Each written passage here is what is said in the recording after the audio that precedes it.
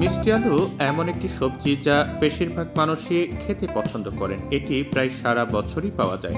এই আলু সাধারণত বেক, স্টিম কিংবা সেদ্ধ করে খাওয়া হয়। বেক এবং স্টিম সবজিকে সাধারণত স্বাস্থ্যকর বলে মনে করা হয়। তাহলে কি সেদ্ধ করা সবজি স্বাস্থ্যকর নয়?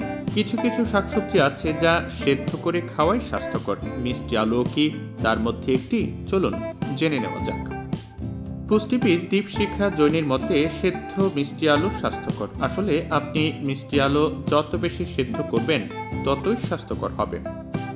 এর কারণ হিসেবে বলা হয়, আপনি যখন মিষ্টি আলু সিদ্ধ করেন তখন এটি মিষ্টি আলুর গ্লাইসেমিক ইন্ডেক্স কমিয়ে দেয় এবং রাসায়নিক গঠন পরিবর্তন করে। তখন এটি আরও প্রতিরোধী স্টার্চ ধরে রাখতে সাহায্য করে। এটি এক ধরনের ফাইবার যা রক্তে শর্করার উপর কম প্রভাব ফেলে এবং অন্ত্রে উপকারী ব্যাকটেরিয়াও বজায় রাখে।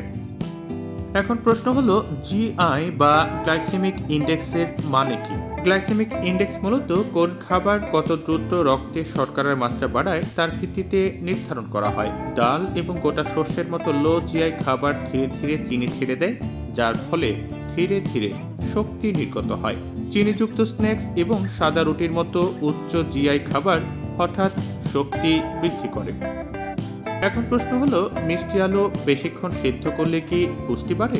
পুষ্টিবিদ জৈনের মতে আপনি যত বেশি সময় মিষ্টি আলু সিদ্ধ করবেন ততই স্বাস্থ্যকর হবে। উদাহরণস্বরূপ, যদি আপনি মিষ্টি আলুকে মাত্র 8 থেকে 10 মিনিটের জন্য সিদ্ধ করেন তবে তার গ্লাইসেমিক সূচক 59 থেকে 61 হবে।